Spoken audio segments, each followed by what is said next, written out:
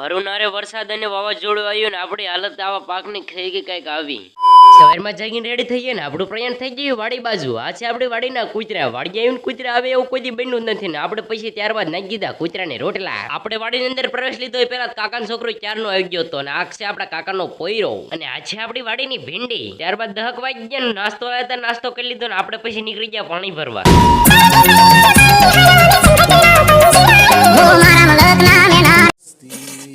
ત્યારબાદ આપણે ભેગા કરવાના હતા ચણાના પાથરા, તો આપણે ગાંહડિયું બાંધી નાખી ચણા ભેગા કરીને બધાને. ઘરે આવીને આપણું પ્રયાણ થઈ ગયું ડાયરેક્ટ વાડી આવ્યું તો આજ ગટર અને એક માયદા કટર વાળા બાકાજી બોલાવે. ત્યારબાદ કોટી ભરાઈને નાખી દીધી ટોલીની અંદર. તમને બધાને ખબર જ છે કાલે આવ્યો તો સાંજે ખૂબ જ વરસાદ ને વાવાઝોડું, તેથી આપણે પણ આપણા ઘઉં પલરેવું હતું, પણ સારું કહેવાય કે ઘઉં બહુ પલર્યા નથી અને ઢાંકી દીધા હતા આપણે. અને બીજી બાજુ જોઈએ ને તો પાડોશી વાળીને ઘઉં ઉભા હતા, હાવ બિચારા અમને આડા પડી ગયા છે. ત્યારબાદ ઘરે જતા તો જાહેર પણ આડી આપણને પડી ગયેલી જોવા મળે છે.